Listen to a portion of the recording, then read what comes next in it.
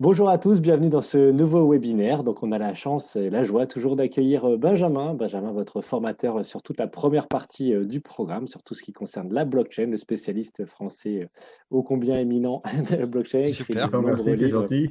Voilà, donc voilà, toutes les questions sont les bienvenues ce soir.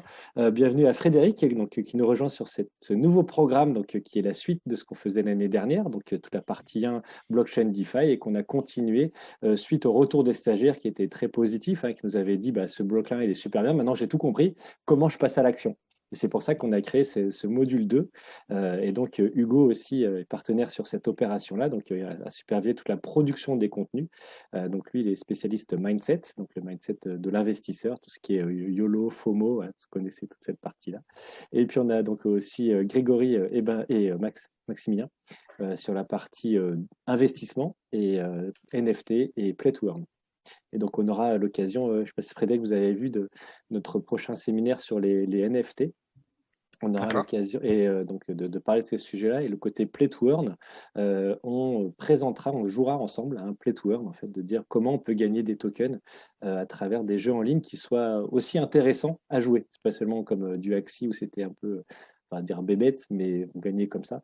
Là, c'est aussi avec un jeu de cartes. Il y a une stratégie à voir et on est rémunéré en tokens qui sont ensuite échangeables. Donc, tout un autre monde qu'on va découvrir dans ce prochain webinaire.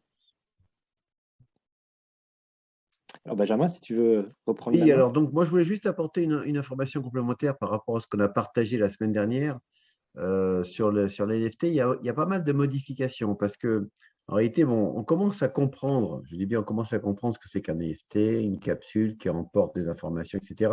Mais une des questions qui revient souvent maintenant, je l'ai eu dit hier en séminaire, c'est la fiscalité du coup. Alors, la problématique de la fiscalité est complètement différente. Je vais prendre juste un écran pour donner quelques diapositives. Pour tout simplement montrer, pardon, excuse-moi, pour tout simplement partager mon écran et puis montrer quelques diapositives. Ici, on va trouver ce qu'on appelle une qualification un peu particulière de la NFT. Parce que, bon, un NFT, ce n'est pas une œuvre d'art. Là, tout le monde est d'accord maintenant. On a bien compris que derrière un NFT, il y a un sous-jacent, il peut y avoir différents types d'approches. Donc, pas de problème. Ce n'est pas un tableau, ce n'est pas un morceau de tableau. Donc, on tokenise et on représente quelque chose en numérique avec un code informatique. Donc, un des problèmes qu'on va évoquer, c'est que jusqu'à présent, on parlait toujours que soi-disant c'était une œuvre d'art, donc la taxation n'est pas du tout la même, la fiscalité, lorsque vous faites de la plus-value. Donc cette technologie, n'étant pas une œuvre d'art, elle est quoi? Elle est fiscalisée comment? Donc quand on regarde bien le code de la propriété intellectuelle, moi je suis assez orienté quand même, on travaille beaucoup avec les entreprises et moins un peu avec les privés, on est dans l'obligation quand même de faire très très attention au code et au texte juridique. Je pense que les comptables, les experts comptables possèdent des bases solides par rapport à ça. Si on peut appeler aujourd'hui base solide par rapport aux connaissances que nous avons. Donc, si on regarde bien, il a été publié sous open source. Donc, le débat est encore aujourd'hui complètement animé. Donc, vous allez trouver 3 qualifications. On sait bien que c'est un certificat, mais comment, à partir de ce schéma-là, vous allez pouvoir payer 3 qualifications qui disent que, en fonction de son sous-jacent, en fonction de sa qualification, mais les taxes ne seront pas les mêmes. Donc, aujourd'hui, voilà les 3 qualifications qui sont peut-être admises par le fisc. Soit c'est un actif numérique, soit c'est une œuvre d'art, soit c'est un bien meuble incorporel. Donc, si vous étiez un actif numérique, on facture sur le chiffre d'affaires, 6%, 6,5%. Donc, en plus, en dessous de 5 000, on ne paie rien, il n'y a pas de plus-value. Pardon, si vous étiez une œuvre d'art, excusez-moi, j'ai inversé. Si vous étiez une œuvre d'art, si vous étiez un actif numérique, vous allez tomber dans le régime des BNC. Si vous êtes un bien meuble, vous pouvez être dans les BNC ou dans les BIC. Donc, le problème, c'est que quand quelqu'un va déclarer une plus-value lorsqu'il va revendre son NFT, il faut quand même qu'il prenne la précaution d'envoyer un document au fisc en disant, dans mon cas de figure, j'estime que je suis une œuvre d'art, donc je suis dans la catégorie à 6,5% et je ne suis pas dans la catégorie à 18%. Il y a un vrai problème de fond. Et malheureusement, j'ai eu l'occasion de travailler hier avec des agents du fisc, eux-mêmes ne savent pas comment vous répondre. C'est-à-dire que l'idéal aurait été de dire, bon, monsieur l'agent, je ne sais pas, d'accord, je ne sais pas, donc aidez-moi à qualifier pour que je paye honnêtement mes plus-values, mais eux-mêmes, ils ne savent pas Donc, ils ont une petite tendance à surestimer et donc à ne pas vous classifier dans la meilleure position. Donc, ça, c'est un vrai problème de fond qui, aujourd'hui, comme on est dans un secteur naissant, n'est pas encore complètement mis à jour et, je dirais, déployé correctement. Donc, il va falloir encore être patient. Et j'avoue que les textes de loi, il y a eu des amendements proposés, mais ils ne sont pas passés. Les seuls amendements qui sont passés, c'est les amendements concernant la preuve probatoire. Ça, c'est confirmé maintenant dans la blockchain, la preuve probatoire, ça, c'est réglé.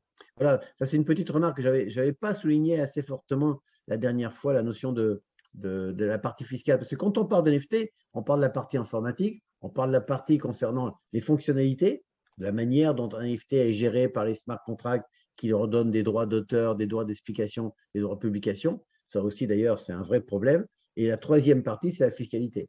Donc, on voit bien que les choses vont se stabiliser, mais à l'heure où nous parlons, ce n'est pas aussi évident que ça. Ça, c'est la première chose. La deuxième chose que je voulais évoquer sur les NFT, c'est que je fais partie, moi, de ce qu'on appelle de la Fédération française des professionnels de la blockchain, plus l'AFNOR, plus la FNTC. Les trois organismes se sont réunis. On a une commission en commun. Et dans cette commission en commun, qui va prendre, bien sûr, malheureusement, comme toute commission, un certain temps, on est uniquement à la définition de la sémantique des éléments. On n'en est pas encore à l'explication.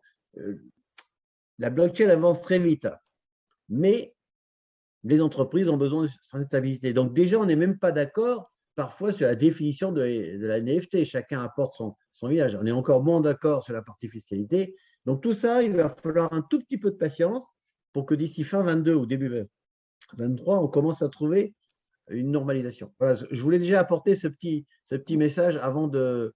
Parce que comme on avait parlé de NFT la dernière fois, je n'avais pas rajouté cette partie fiscalité qui était assez importante. Très bien, c'est très clair. Et surtout sur le côté où ça va très vite et plus vite que la législation. La législation, elle est un peu derrière et elle court derrière. Et je pense qu'il y a une grosse pédagogie à faire des acteurs du fisc. C'est aussi eux, comme tu disais, de le mettre dans la bonne case, quoi. Est-ce qu'ils vont vouloir nous accompagner dans cette démarche? Leur priorité, c'est quand même la lutte contre la fraude. Quand tu as vu ce qui s'est passé avec la réglementation MiCA, donc ils voulaient en être à la limite de ne pas pouvoir miner bientôt. Donc c'est quelque chose qui n'est pas leur priorité. Et dans la mesure où ce n'est pas leur priorité, ça veut dire que les premiers entrants ou les premiers audacieux vont prendre un minimum de risque de se tromper. Alors hier, les clients m'ont posé la question, comment je fais pour ne pas me tromper? Comment je fais pour me couvrir en quelque sorte?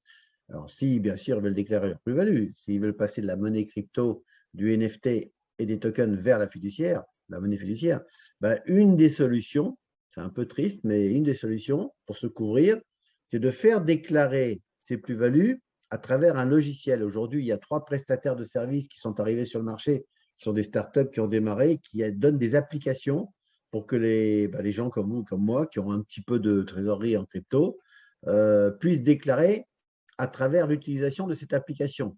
Donc, je ne sais pas si vous les connaissez, les sociétés, ça vous parle pas. Je vous donne des pistes. Parce on ne fait pas de la publicité, on n'a pas d'action là-dessus, mais c'est parce que ça peut rendre service.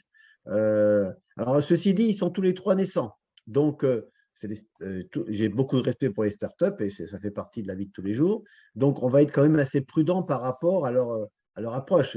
Je pense qu'ils sont très bons, mais je ne les ai pas testés, donc je ne vais pas me porter garant. Mais néanmoins, rien que le fait de montrer au fisc que nous avons pris la peine d'aller chercher un prestataire et que nous avons confié, excusez-moi, en même temps, je manipule pour trouver les prestataires, je suis désolé, parce que vous ne voyez pas, mais j'ai un autre écran qui est en train de travailler.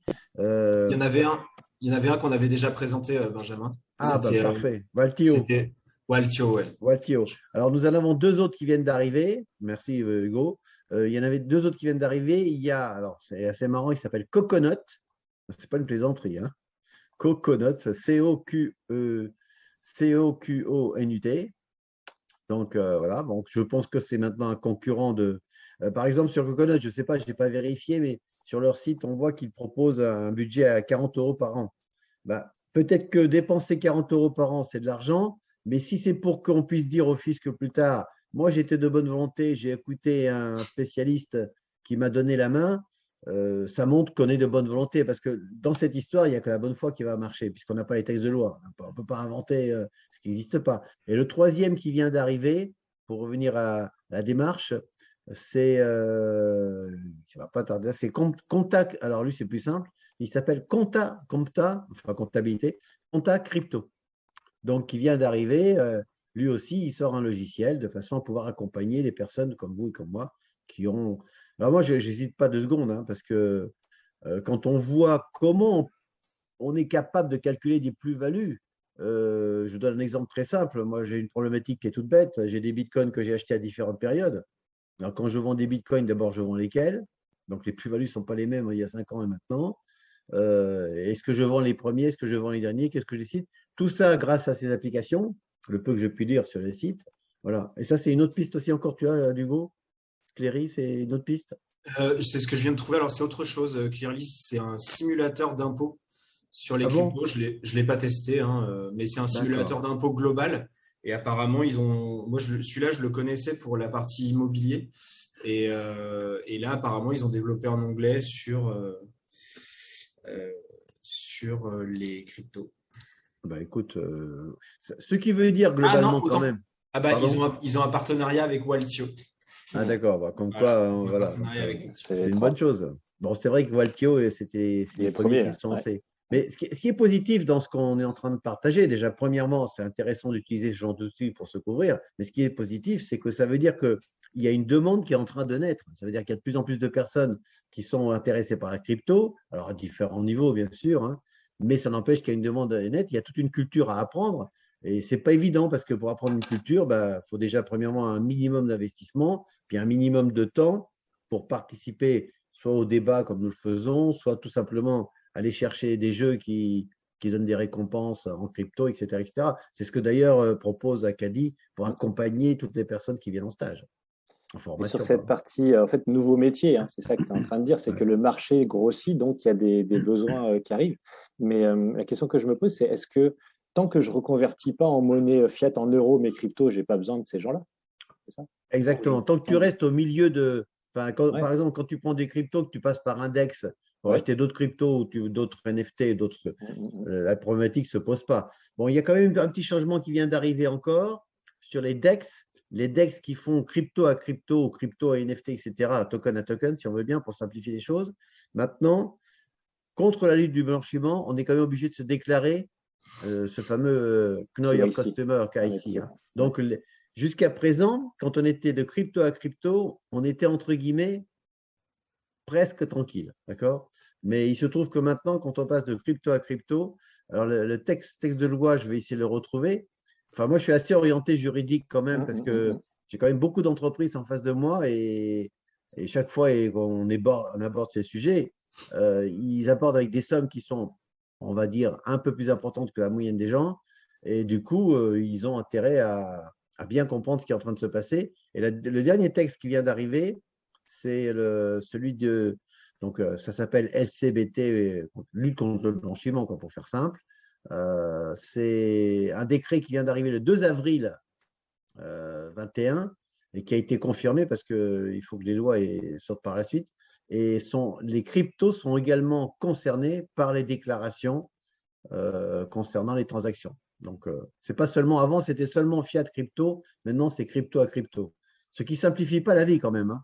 Donc, Le c'est pour crypto ça à que je pense crypto, que il faut le déclarer dans ses impôts. C'est ça que tu dis au fisc? non, il faut que les personnes qui réalisent des mouvements de crypto à crypto, Ah oui, les donc qui DEX. restent à l'intérieur de Ouais. le monde de la défi, avant ils étaient tranquilles, entre guillemets, ils devaient être identifiés fortement que quand ils revenaient de crypto à fiduciaire ou de fiduciaire à crypto, c'est-à-dire quand tu commences ta carrière, et ben maintenant, en théorie, si tu passes par exemple dans un DEX de la monnaie, je sais pas, de Ether à Ripple, parce que c'est Ripple, ça t'emballe, eh bien, en théorie, tu devrais te déclarer comme si tu passais de la monnaie fiduciaire à la monnaie crypto. Enfin, ce n'est pas en théorie, il y a un texte de loi là. C'est pas. Alors, tout le monde ne le fait pas parce que c'est des petites sommes, etc. Mais normalement, si on veut être homogène avec les textes de loi, il n'y a pas moyen de faire autrement, quoi. Donc, Donc, de ça se. déclarer de crypto à crypto. C'est pas, tu ne parles pas de la plateforme qui fait ça. C'est la Non, mais personne. c'est Moi, toi en tant qu'être humain, en en tant tant enfin, que en tant que citoyen français, propriétaire, tout à fait. si j'ai de l'Ether Normalement, et je le transforme en Ripple, je devrais voilà, te dire quoi? Que je le déclare à mes impôts? que tu possèdes Déclare. des cryptos, tu D'accord. déclares que tu possèdes, mais que tu n'as pas fait de plus-value, mais tu déclares que tu as fait un mouvement. Et normalement, en théorie, le DEX que tu as utilisé devrait attirer ton attention Mm. sur ce phénomène. Bon, Mais on sait t'imagines très bien que les traders, comment ils font? Ils font ça tous les jours, 1000 fois par jour. ils déclarent qu'ils ont une certaine somme et qu'ils passent de telle plateforme à telle plateforme. Ah, mais Il ils faut font ça 1000 fois par jour. Tu as des robots de trading Bah qui alors font à ce ça pour moment-là, toi. ils se déclarent une seule fois. Ouais. Il faut qu'ils s'identifient. Jusqu'à présent, personne ne se identifiait. Et quand il faut qu'ils s'identifient une fois en disant, d'ailleurs même nous, si on fait des transferts de telle et telle chose, on dit aux impôts, voilà, moi je passe de telle crypto à telle crypto, je le fais régulièrement, je le peux faire à chaque mouvement. Mm. L'essentiel, c'est qu'on puisse remonter à la source et savoir qui était à l'origine. Mais ça, avec la blockchain, Toujours tu peux le tracer, ça. C'est ça, je comprends pas. C'est la Oui, base de je la sais blockchain. bien. Bah, C'est un livre ouvert où tu peux le qu'avec lire. ça.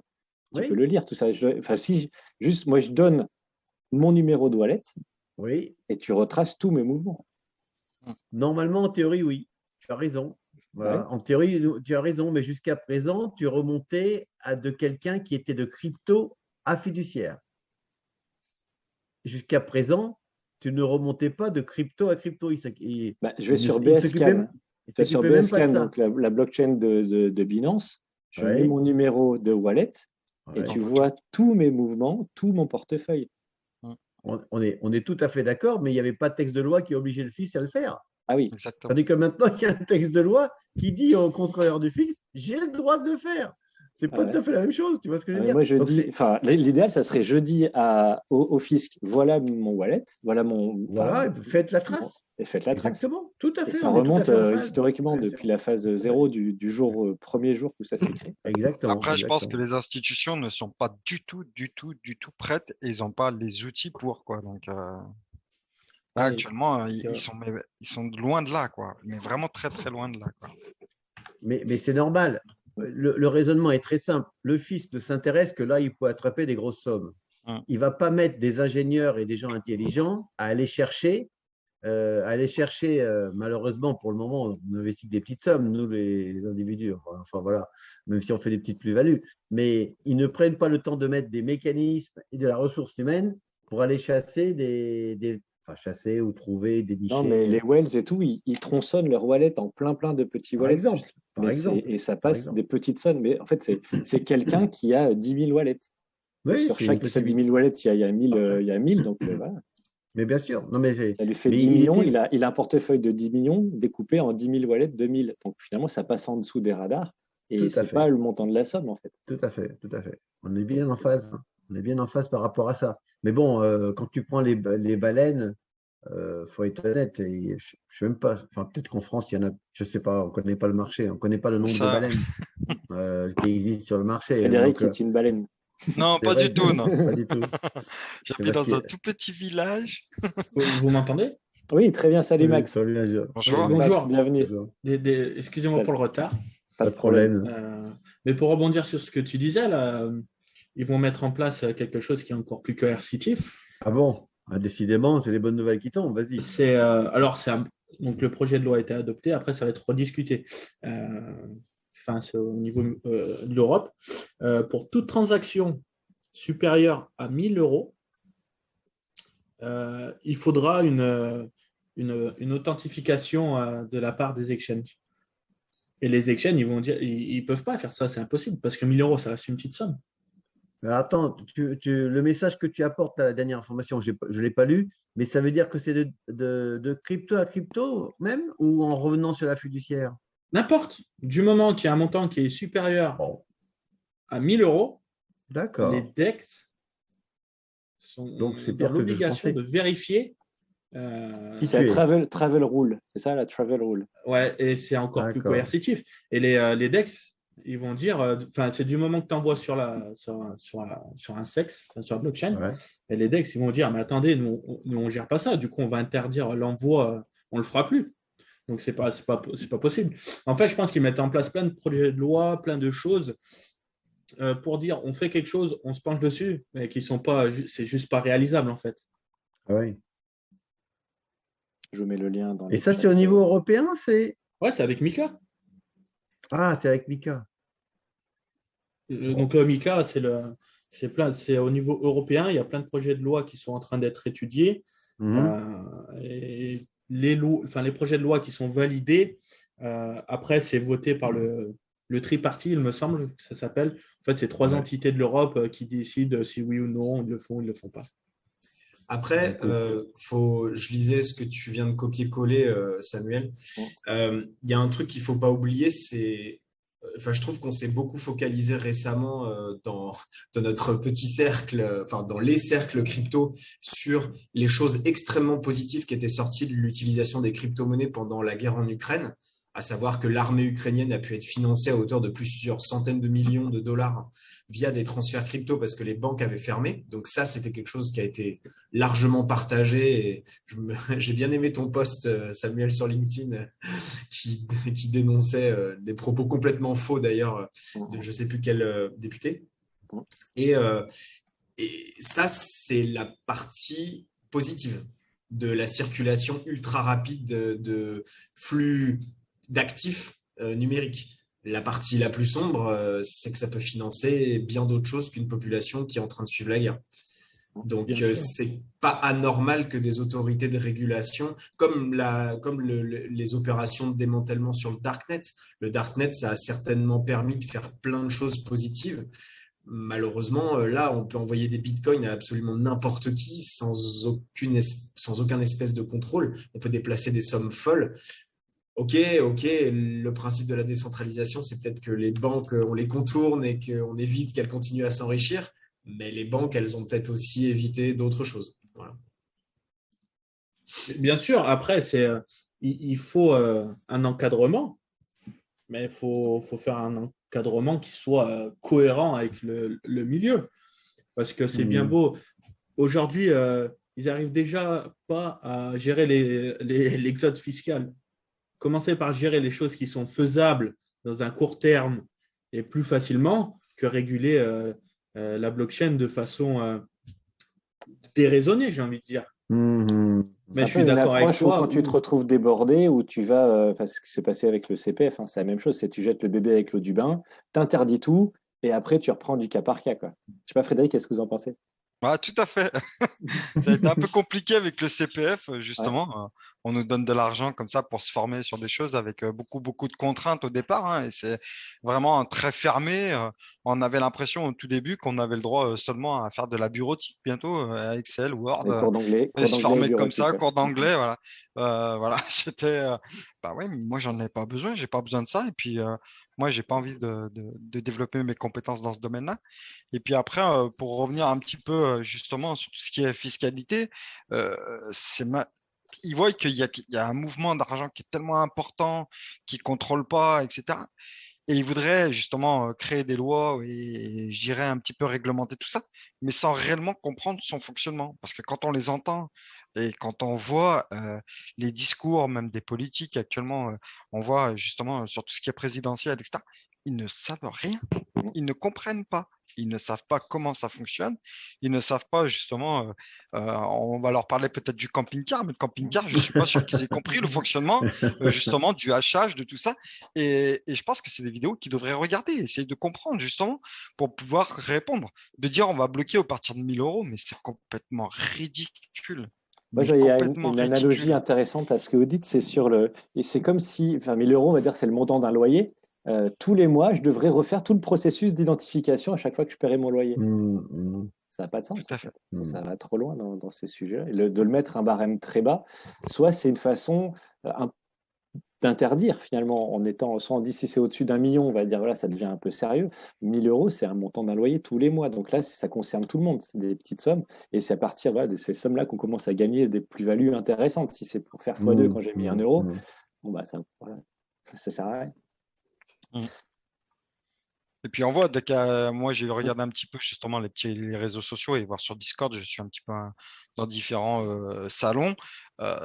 Tout de suite, quand ils ont commencé à parler un peu de Mika, la première chose, ne vous inquiétez pas, on trouvera autre chose, on utilisera des VPN. Ils trouveront le chemin pour le contourner à un moment donné, quoi, parce qu'ils ne maîtrisent pas du tout, alors qu'ils devraient déjà comprendre, je dirais, le mode de fonctionnement, etc., pour ensuite tout doucement aller sur de la réglementation progressive, mais s'orienter vraiment sur de la réglementation qui évite justement le blanchiment d'argent, qui évite de financer des groupes terroristes, plutôt que le petit épargnant qui va aller pointer 1000 euros parce que ça va lui permettre de gagner peut-être 100 euros de plus par mois. Je trouve ça un peu ridicule, quoi. Ouais, complètement. Après, moi, je vois aussi un autre point. OK, vous rendez ça l'utilisation plus compliquée, plus coercitive, plus pénible. Vous gardez un œil sur tout ça. OK, mais si on perd de l'argent, vous apportez une assurance derrière. Ah oui, je veux le beurre et l'argent du beurre et la crémière en même temps. Je ne sais pas si vous voyez ma logique. Vous encadrez tout ça. Vous mettez en place des choses qui vont nous complexifier la vie, qui vont complexifier la vie à tout l'écosystème de la blockchain, hein, pas qu'aux utilisateurs, mais aux créateurs de valeur. Mais derrière, si, admettons, je suis victime d'une arnaque, d'un scam ou quoi que ce soit, eh ben, vous nous régulez, ben, vous prenez aussi le rôle de, s'il se passe quelque chose, on te vient en aide. Elles ne le font pas. Sauf qu'elles ne le font pas. On voit les entreprises qui investissent justement dans le monde de la DeFi pour essayer de s'assurer. Et voilà, je vois justement le domaine de Summit Mining pour se faire assurer en tant qu'entreprise. C'est la croix et la bannière. C'est la croix et la bannière. Ils n'arrivent pas à se faire assurer sur certaines activités. Même financer, quoi. Ouais. Financer. Ah oui, financer, ouais, alors là, c'est encore plus. Heureusement que justement, ils sont venus vers des gens comme nous pour pouvoir justement développer. Et ça a apporté énormément de capitaux, quoi. Du crowdfunding.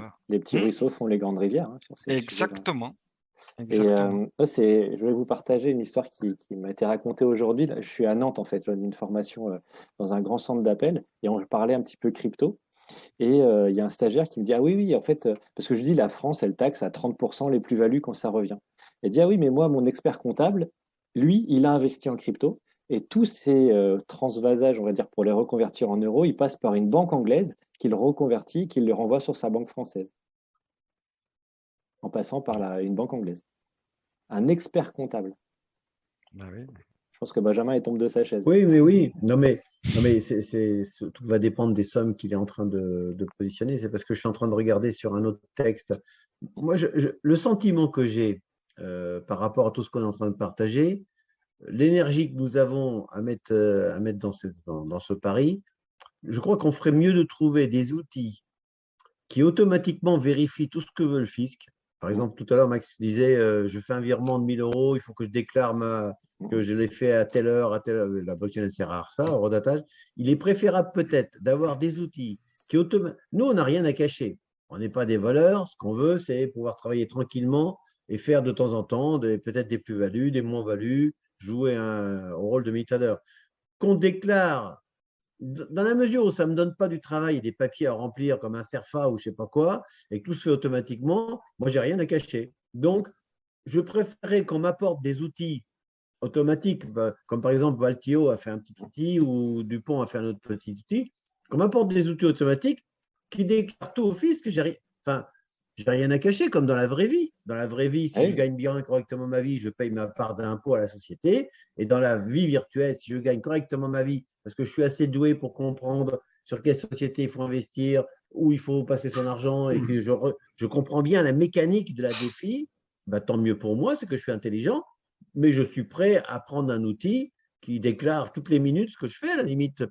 Ça ne me paraît pas incohérent, comme ça on me laisse tranquille. Il faudrait qu'on discute avec les gens de Waltio, parce que j'ai l'impression que c'est un peu ça qu'ils font, non? D'automatiser. Non, mais ils viennent après le Waltio. Le problème, c'est que si je reprends la problématique que Maxime vient de soulever, c'est-à-dire que si je fais un virement de 1000 euros d'index à index, si j'ai bien compris Maxime, mais je n'ai pas lu le texte, hein, j'étais en train de chercher, il va falloir déclarer, c'est ça que tu es en train de me dire. En gros, ce n'est même pas à nous forcément de gérer. Il faut que Binance, admettons on passe par Binance, faut que eux, il faut montrer patte blanche, faut que eux gèrent toute la problématique à notre place. Faut qu'ils valident les transactions. Ils vont le faire. Le marché est tellement énorme. Mais t'imagines le nombre de transactions par jour? Mais ils vont développer des outils. C'est pas le nombre de transactions. Tu sais, il y a 1000 fois plus de transactions sur Visa que sur Bitcoin, ou sur les cryptos en général. Donc ça marche. Il y a plus de transactions sur Ethereum que sur Visa. Ouais, je sais pas. Ils font pas assez plus de fonds. Non, mais c'est logique, ce qu'on est en train d'évoquer, une communication directe entre des exchanges et l'administration fiscale. Si on est sûr que les personnes qui sont remontées sont des résidents français et via la transmission de la pièce d'identité, a priori, il n'y a pas de doute. C'est exactement la même chose que, je sais pas, moi aujourd'hui, je fais de la location meublée avec Airbnb. Airbnb, ils ont mis le temps, mais maintenant, ils transmettent absolument le moindre euro gagné sur leur plateforme à l'administration fiscale. Et il n'y a pas Oui, de doute. mais Je retrouve très exactement ce que j'ai gagné et je suis comme Benjamin. Ça se fait automatiquement et ça me facilite la vie. le problème dans ça, alors je re-regarderai et je confirmerai, c'est quand j'envoie mettons, de Binance sur mon MetaMask. Sauf que pour moi, aujourd'hui, comme je vois les choses, ce qui se passe sur la blockchain, ça ne regarde personne. Pour moi, c'est l'idéologie de la blockchain. Ah oui, dans ce sens-là, oui, tu as raison. Non, mais dans ce sens-là, tu as raison. Mais tu sais très bien que le danger qui peut arriver pour la crypto en général et les défis en particulier, c'est que il vaut mieux que les gouvernants régissent et qu'on soit suivi plutôt que de dire on stoppe tout, parce qu'ils sont capables aussi, on en a parlé, le seul danger qui peut arriver à la crypto, ça viendra pas de nous, ça vient peut-être d'un gouvernant qui dit que voilà, c'est interdit. Bien sûr, mais moi, je suis pour une réglementation et que ce soit quelque chose de cohérent et que l'utilisateur, enfin que nous, entre guillemets, ça se passe, guillemets, ça soit transparent. Nous, ça ne nous change rien. On est d'accord. Mais aujourd'hui, je ne sais pas si récemment vous avez fait des envois de Binance sur la blockchain, on te pose déjà 5 questions avant de valider ta transaction. D'accord. Il prépare. Est-ce que si quelqu'un vous envoie un lien, est-ce que vous cliquez dessus? Est-ce que si nanana, vous faites ça? Aujourd'hui, on nous pose 5 questions pour pouvoir envoyer de l'argent de Binance sur la blockchain. Ça, c'est pourquoi je pense qu'ils se dédouanent dans le sens où tu l'envoies sur quelque chose où tu t'es trompé. Hop, eux, ils ont dit attendez, vous avez répondu ça. Nous, c'est plus notre problème. Ouais. Mais rien que pour ça, pour se dédouaner, eux, ils posent 5 questions. On doit valider automatiquement, valider de notre propre action. Alors, je n'imagine même pas la suite. Je pense aussi que c'est de la protection de leurs clients, de faire de l'éducation, de la sensibilisation. Là, je dis, je suis dans un centre d'appel d'une grosse assurance et disons une multiplication d'appels pour des gens qui se sont fait arnaquer par des scams ou des gens qui se sont fait manipuler par des gens au téléphone, de dire crée ton truc, transfère cet argent, et puis ils n'ont jamais vu la moindre couleur de truc. Alors, sans parler des arnaques sur le Bon Coin ou tout ça, c'est aussi ce qui arrive sur la crypto. Et derrière, les gens, ils appellent leur assurance en disant comment je suis couvert, comment je peux récupérer mes fonds. Et on leur dit non, il n'y a rien, quoi. Il n'y a pas de cadre de loi qui encadre ça. Comme si tu te fais pirater ta carte bleue, la banque elle est censée te rembourser. Il y a des assurances pour ça. Il manque, c'est ce que disait Frédéric aussi, des assurances qui vont aller protéger ou couvrir ce risque. Et c'est ce que fait Binance en posant des questions, en éduquant un peu ces gens sur la sensibilisation à toutes ces questions de scam. Mais je pense que ça ouvre le débat sur des questions plus grandes, c'est-à-dire sur les métiers de demain, les métiers qui vont arriver, des nouveaux métiers. Là, on disait le métier qui va être traceur de flux pour la déclaration fiscale. Finalement, est-ce qu'on ne pourrait pas inventer un métier qui est enquêteur crypto? Des gens qui vont travailler. Par exemple, moi, je me dis, voilà, j'ai des wallets, j'ai plein de crypto un peu partout à droite à gauche. Ma femme, elle est au courant de que dalle. Si je meurs demain, j'aimerais bien que cet argent soit récupéré, que mes enfants ou ma femme en profitent. J'ai le même problème. Voilà. Ouais.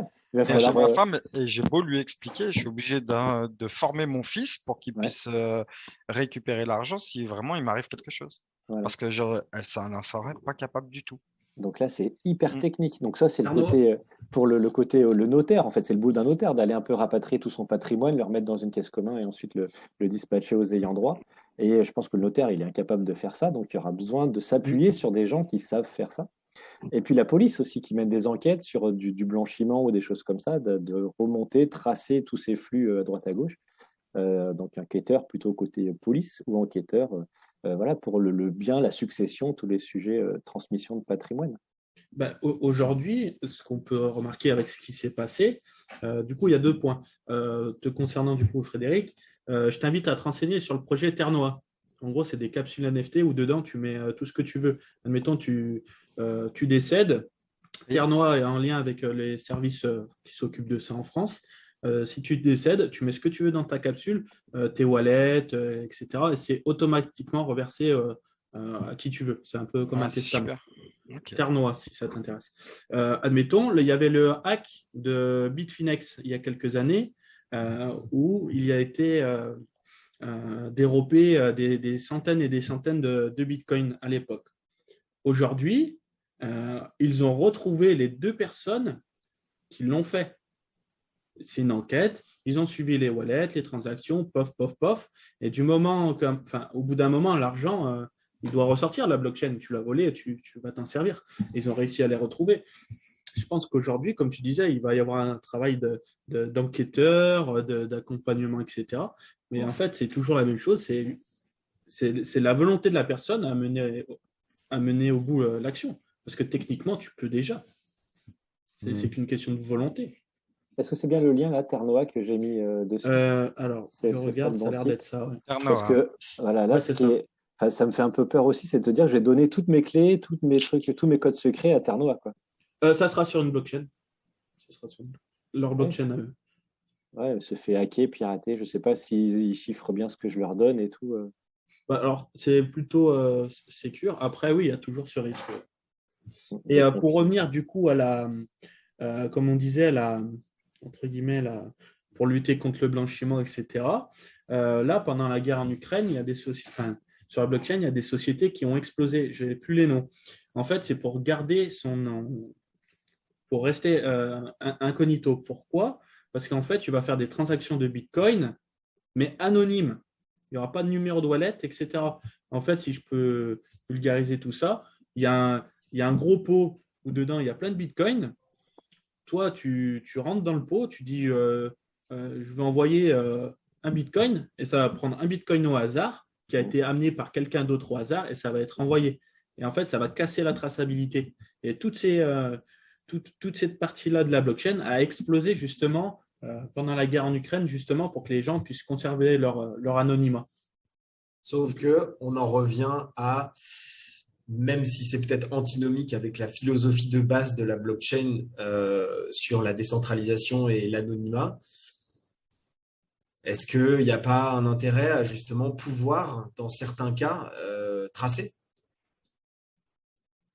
On voit le cas du décès, on voit le cas d'une enquête suite à des arnaques.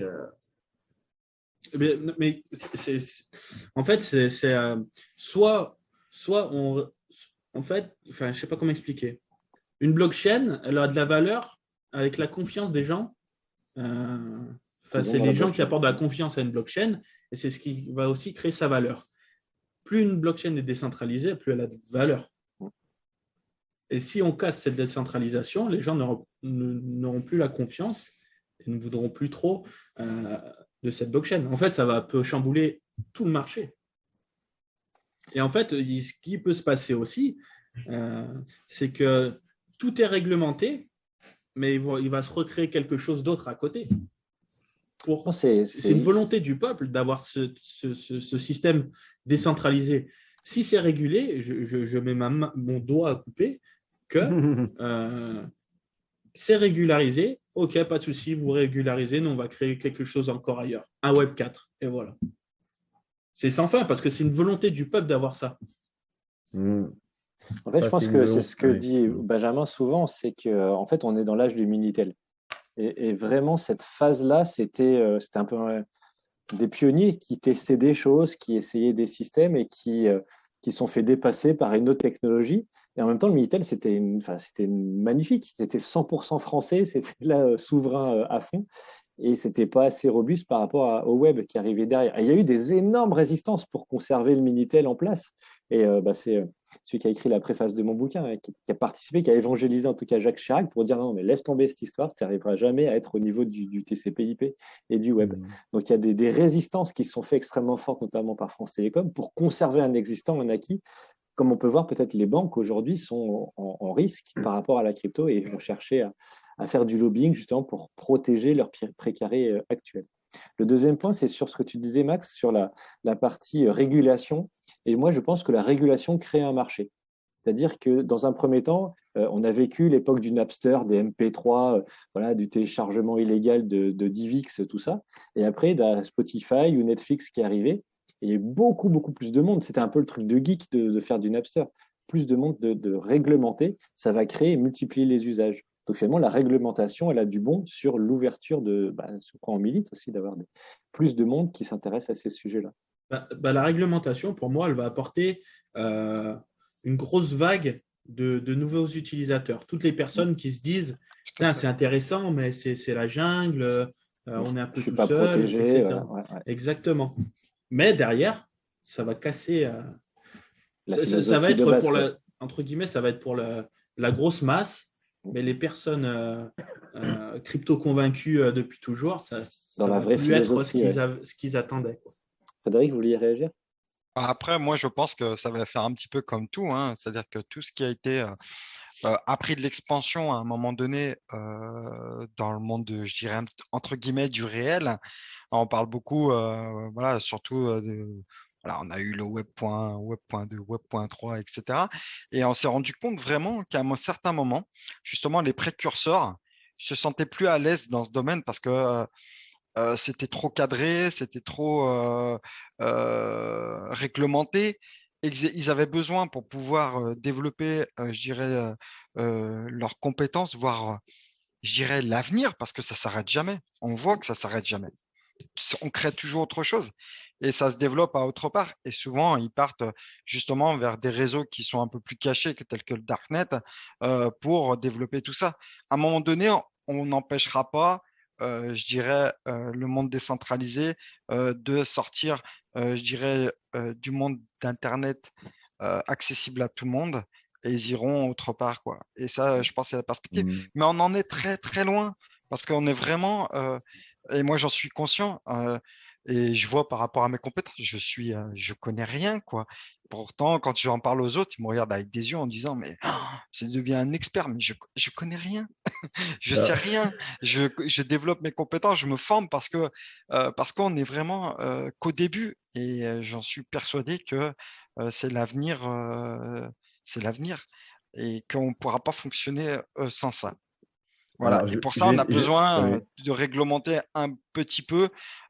Et on dit souvent les banques ne sont pas acteurs, etc.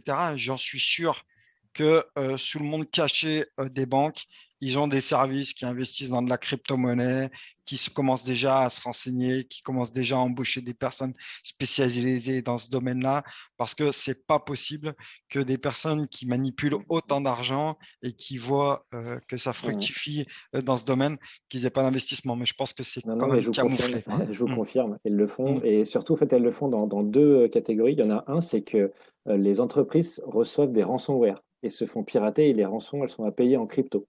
Donc, elles Ouais. vont se tourner vers leur banque et leurs banques doivent avoir de la crypto pour aider leurs clients à payer les rançons en Bitcoin. Donc, forcément, elles ont des réserves de Bitcoin. Et aussi, le deuxième point, c'est dans les banques privées, les banques d'affaires, leurs clients leur disent, ah, moi, j'ai des copains aux États-Unis, machin. Toutes les banques d'affaires américaines, elles diluent le portefeuille avec de l'immobilier, des actions et de la crypto. Et pourquoi vous ne m'en proposez pas? Donc, sous la pression de leurs clients, ils s'y intéressent fortement. Ouais, c'est clair. Alors, pour répondre à la question de Frédéric, si tu veux savoir où vont aller les geeks, c'est déjà écrit dans l'avenir. Les métaverses sont là pour ça. Ouais, c'est ça. Je te parie, surtout que dans les métaverses, tu as des tokens. Donc, c'est très vite réduit à ce qu'ils vont connaître en termes de flux financiers ou de flux NFT. Ça dépend comment tu vois les choses. Mais d'ailleurs, j'ai été surpris, mais j'ai reçu une invitation pour un salon métaverse. Donc, c'est la première fois qu'il va y avoir un salon métaverse en France au mois d'octobre. Il y a 2 jours d'ouverture. Donc, il est peut-être possible que les geeks qui ont démarré il y a 10 ans la blockchain, qui va peut-être devenir un peu plus standard et plus populaire et plus ouvert à tout le monde, ce qui n'est pas encore le cas quand même, parce que franchement, j'ai eu 6 personnes hier en séminaire. C'était pourtant intelligents, compétents et tout ça, la question ne se pose même pas. Ils ne sont pas mûrs encore. Je pense qu'il faut de la régulation pour que ces gens-là, qui viennent du monde des banques, du monde de l'administration, globalement, et puis même des gens qui ont maintenant mon âge, qui ont une espèce de culture, la carte bancaire, etc., s'approchent de ça. Mais je pense que des nouveaux entrants, ils vont droit aller dans le métavers, ça c'est clair. Ceux qui durera quand même 5 à 6 ans, parce que pour ceux qui ont connu Internet et Second Life, on a vu comment la mayonnaise a tourné. Mais En attendant, il va y avoir 5 ou 6 ans de folie et peut-être que dans les métaverses, on aura un espèce de Facebook ou une espèce de Google. Hein, c'est possible. Hein. Ah, mais Et on ça, est, C'est en cours. il est pas exclu aussi que dans le métaverse, j'avais lu un article là-dessus. Faudrait que je retrouve le lien, mais je pense que je vais mettre du temps. C'était un article qui parlait il faisait une analogie entre le métaverse et le cinquième élément, où on imagine non, mais en gros, c'était d'imaginer c'était certaines images qui avaient un peu choqué le public en 1995, le cinquième élément. C'était l'immensité, en fait, la hauteur des gratte-ciel. Donc, vu que les voitures peuvent voler, bah, du coup, il y a un nouveau mode de déplacement.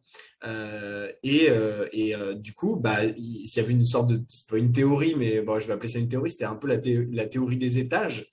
Et donc, demain, dans le métaverse, il y aura ce qui est visible et accessible à tous, et il y aura un équivalent du darknet potentiel dans le métaverse. Il y aura des black rooms, ce qu'on appelle dans la finance, par exemple, comment ça s'appelle, les dark pools. Il y aura des zones de non-droit, entre guillemets, qui vont exister demain dans l'univers numérique et qui serviront à d'autres échanges, à d'autres pratiques. Voilà. C'est la suite, déjà de réguler le métaverse actuel, qui n'est pas le cas, où il y a eu des agressions aussi récemment, Exact. alors que c'est dans l'officiel de Facebook. On arrive, on arrive bientôt à la fin, puisqu'on finit à 19h. Juste une petite parenthèse, une dernière information que j'ai vue chez eToro. C'est la première fois que j'ai vu ça chez eToro, donc c'est assez surprenant. C'est que la société eBay vend donc des tokens, tenez-vous bien, en dollars chez eToro. Chez eToro. Hein, je ne raconte pas. Alors, soit l'information que j'ai lue était un scam ou un spam ou je ne sais pas quoi. Je ne pense pas parce que eToro disait voilà les opportunités potentielles en ce moment. Ils font toujours de la publicité puisqu'on est tous abonnés plus ou moins à des newsletters, etc. J'ai lu 2 fois quand même. Hein, et j'ai même fait une copie du. Alors, soit ce qui est écrit est une erreur. C'était peut-être un 1er avril. Oui, c'est possible. Alors, c'est assez surprenant. Surtout que, bon, qu'on vende du NFT en fiduciaire, c'est faisable. Mais chez eToro, bon. Alors, si vous trouvez une information de ce genre-là, faites-moi signe parce que je serais curieux de savoir si c'était une blague ou si c'était. Je pense pas. Il y a de plus en plus de sociétés qui veulent rendre possible le fait d'acheter des NFT directement en euros. Ah, mais bah, en fait, fiduciaire, pardon, en fiduciaire, avec ta carte ou quoi que ce soit. Mais en fait, c'est un petit peu comme t'achètes un fiduciaire, le site fait le swap en Ether ou en Matic ou ce qu'on veut et ils font la transaction pour nous. Mais alors, quelle est la valeur? Enfin, là, je cherche à comprendre parce que nous, on a, différents groupements que j'accompagne ont des projets dans ce domaine-là et on essaie de comprendre quelle est la valeur ajoutée de passer de. Bon, une fois que tu achètes le NFT, tu l'as acheté en fiduciaire, tu le revendras en fiduciaire. Mais quel est l'intérêt dans ce cas-là de repasser par la crypto pour revenir? Tu vois, on cherche à comprendre. Tu n'as pas le choix. Pourquoi? Ton NFT, tu ne peux pas l'acheter en euros. En fait, tu peux l'acheter que sur. En fait, il est. C'est pas évident. S'il est sur Ethereum, tu dois l'acheter en Ether. Ah oui, non, mais ça, je suis d'accord. Mais s'il est proposé par le. Alors, effectivement, s'il est proposé par. En fait, je pense qu'il doit avoir un oracle qui convertit directement sa valeur en crypto. En euros, il doit avoir un système d'oracle. En dollars, quoi. Je pense que Max a raison, ça doit être un système automatisé. Ça, c'est potentiellement, pareil, j'avais lu un truc là-dessus, c'est potentiellement un bel axe d'avenir pour faire rentrer des gens justement dans la crypto c'est possible, ça, et dans les actifs numériques. Demain, aujourd'hui, il y a des offres pour acheter des tantièmes d'appartements à Dubaï en Bitcoin ou à Manhattan. En fait, on pourrait les payer en dollars. C'est pas. Ce sera même beaucoup plus parlant pour faire rentrer le kidam moyen qui veut diversifier ses actifs. Ça serait une piste intéressante. Oui, ça serait dans cette approche-là, ça serait. En tout cas, j'ai essayé de creuser cette partie-là. J'espère que pour le mois prochain, j'en saurai un peu plus parce que j'aimerais bien comprendre. Alors, à part la raison que tu viens d'évoquer, Hugo, de simplifier la démarche. Pardon. Simplifier la démarche, quoi. Oui, c'est ça. Pour faire prendre conscience. Alors maintenant, il faut bien essayer de comprendre pourquoi derrière ils feront du swap. Sur crypto. Hein. Il gagne 2 fois. Ah oui, mais. C'est comme quand tu achètes de la crypto C'est comme quand tu achètes de la crypto sur un sexe. Toi, tu crois que tu as de la crypto, tu l'as pas. C'est le sexe Oui, qui a la oui, non, crypto. non, Oui, tout à exact. fait. Toi, tu as juste la valeur en fiduciaire. Ouais, c'est ça. C'est un Bon, peu le même principe. Frédéric, vous l'aurez compris, ça pourrait durer à peu près 8 heures, hein, notre discussion. Oh, tout à fait. Ben, je serai C'est avec ça. vous 8 heures. C'est gentil. Ah, faut Ouais, pas non, nous tenter, hein. On peut non, mais- faire des Ouais, je peux webinaires le faire. marathon, hein. On l'a pas Ouais. encore peux le- proposé avec Benjamin, mais on peut faire des webinaires Oui, marathon. tout à fait. Ouais. Tout à Mais fait. après, je peux le faire. Hein. Je suis voilà. Un fan. Très bien. Un fan. Bon, mais on laisse la profite. parole à Sabelle pour Oui, non, enfin, clôturer la c'était juste plutôt de profiter des dernières minutes qui nous restent pour justement de demander à Frédéric comment se passe la formation. Est-ce que vous avez des retours? Voilà, est-ce que vous avez commencé, vous avez, vous avez fait le Serious Game, c'est ça, avec le camping-car? Vous avez commencé à C'est regarder les ça. premières vidéos de Benjamin? J'ai pas vu encore J'ai vu les premières vidéos de Benjamin, donc Ok. avec le camping-car que j'ai très bien apprécié en plus. Dans le mode bande dessinée un peu comme ça, Oui, le Serious Game, ouais. c'était top et vraiment pour le T'as vu, la moment voilà. ressemblance est flagrante. Hein. à cause du cruncher, oui. J'arrête l'enregistrement, je vous signale. Hein. Mais c'était vraiment ouais, bien appréciable. Après, j'ai pas été plus loin parce que Ça marche. voilà, Ouais, ça j'ai explique eu bien des les petits choses. Ouais, problèmes de famille et voilà, ok, donc ça demande un peu d'un. Bon, après, je travaille déjà aussi bien sûr. toute la Ouais, mais journée. le Serious Game était clair pour vous. Ça apporte, vous avez bien compris comment fonctionne la blockchain et la tokenisation. Exactement, des choses, C'était le voilà, but. des choses des choses qui carrément que j'ai appris, hein, puisque le hachage, un petit peu tout ça. C'est vrai qu'au départ, on voit la blockchain, mais on essaie de comprendre un petit peu, et c'est nous qui essayons de créer les maillons. Mais souvent, ben, le maillon, on l'a pas mis dans le bon sens. Donc, ça permet vraiment d'éclaircir les choses et puis je vais y arriver. Putain, je vais pas y arriver Vulgariser. Vulgariser. vulgariser, tout à fait, le fonctionnement de la blockchain. Et ça, c'est super important, quoi. Donc, Ouais, de le mettre en premier chapitre, c'est pour ça qu'on a voulu le mettre en début de parcours pour comprendre les bases et puis après on construit par-dessus petit à petit. tout à fait. Après, j'ai pas trop été sur le Discord. Là, voilà, je vais regarder un petit peu actuellement. J'étais plutôt dans le suivi du Discord sur la société Summit Mining, donc je peux pas C'est être un ça, peu de bah, bien partout. sûr. Ouais, c'est sûr. Voilà, donc pour le moment, bon, avec la guerre en Russie, ben, voilà, je voulais savoir un petit peu comment ça se passait, nos serveurs là-bas, comment ça allait être déplacé, si on avait des problèmes avec les banques et tout. Donc voilà, j'étais plutôt un peu penché là-dedans, puisque voilà, j'avais un petit peu quand même d'argent Mm. chez eux et je veux savoir, voilà, je voudrais pas que ça se liquide. Déjà qu'on a Ouais. eu pas mal de problèmes avec la Chine au moment où ils ont interdit le minage, Ouais. puisque voilà, ça a été très important. Et voilà, donc quand ils ont interdit le minage en Chine, ça a été vraiment colossal, quoi. Et c'est passé la frontière, donc c'est allé de l'autre côté, côté russe. Bah après, voilà, c'est monté un petit peu, je dirais, en Norvège. Et la oui. Norvège, avec l'augmentation des énergies, eh ben, a augmenté leur prix, même très important. Ils nous demandaient de régler des factures très, très importantes. Donc voilà, tout le monde, je dirais, a un peu abusé un petit peu de tout ça. Et c'est dommage parce que Ouais. justement, il n'y a pas assez de réglementation. Donc après, bah, on paye parce que sinon, ils gardent nos machines.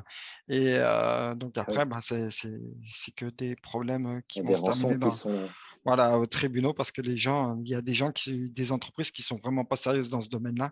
Et c'est vraiment dommage, quoi. Le Kazakhstan aussi, vous êtes là-bas? Non, pas du tout. Non, pas Non, du tout. actuellement, plutôt le Texas, là, actuellement. Donc D'accord. Ah oui, voilà. ils en ont pas mal là-bas. Ouais, Le plus gros, il est Texas, au Texas, hein. voilà, ils sont en train de là, justement, on achète des containers là justement pour les installer sur des containers.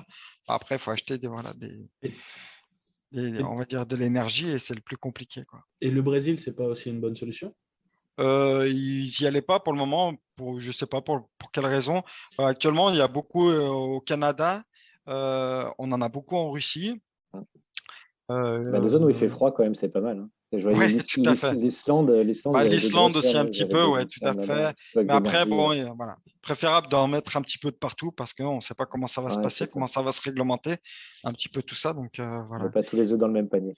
Non. Et puis bon, voilà, ça fait des bons, voilà. Ça termine des fois. Là, actuellement, c'est vrai que c'est un peu compliqué et on arrive à terminer des mois plutôt positifs avec cette année, ouais, ce mois-ci, on était à 1,80, donc c'est vraiment ça, c'est bien. C'est bien. Donc voilà, j'essaie de diversifier, je dirais un petit peu pour toucher un petit peu tout. puis de pouvoir placer un petit peu de partout, ça me permet aussi de développer mes connaissances. Donc voilà, pour moi, c'est important. Et le plus important, c'est la formation. Et pourquoi votre formation? Parce que on prenait un petit peu tous les domaines et voilà, c'est vraiment, elle m'intéressait. Donc voilà, je la finis, je vois ce que c'est et après, je serai votre premier commercial. Ah bah génial, merci. Avec plaisir. Ça On sera le parlera mot des de la commissions. fin. À toi, C'est ça. Samuel. Donc, on se donne rendez-vous le 19 avril, donc avec la visioconférence donc, qui sera animée par Grégory. Et donc là, cette fois-ci, on parlera donc plus des sujets liés à l'investissement, la culture de la partie plus crypto sur ce sujet-là. Donc, voilà, je vous donne Je faisais un rendez-vous point le aussi, ce 19 qui est avril. super important dans votre formation, c'est le mindset qu'il faut surtout pas oublier. Mindset. Je crois que c'est Hugo, on en a parlé un C'est petit ça. peu. Ouais, tout à fait. Mais moi, au tout début, j'ai eu des peurs mais phénoménales et du stress et de l'angoisse. Et des fois, je restais devant mes écrans. Et, C'est ça. et ça peut créer énormément de tensions familiales et même personnelles. Et c'est très, très important. C'est vraiment un sujet Voilà. que vous avez bien fait d'intégrer parce que c'est très, très important et ça évite, je dirais, de se perdre et de devenir un petit peu, C'est ça. un Je pense peu qu'on est tous 5-5. passés par là. C'est ça. On est tous passés par là. Et donc, vous avez le module 7 donc de votre formation qui est animé donc, par Hugo qui parle de tout ça. Donc, voilà, rendez-vous 19 avril à 18h. On va parler des alts du printemps, les altcoins à suivre. Donc, quel investissement est intéressant à faire en ce printemps. Parfait. Eh bien, je vous souhaite à tous une bonne soirée. Bonne Merci soirée. de même. Au revoir. Au revoir. Au revoir.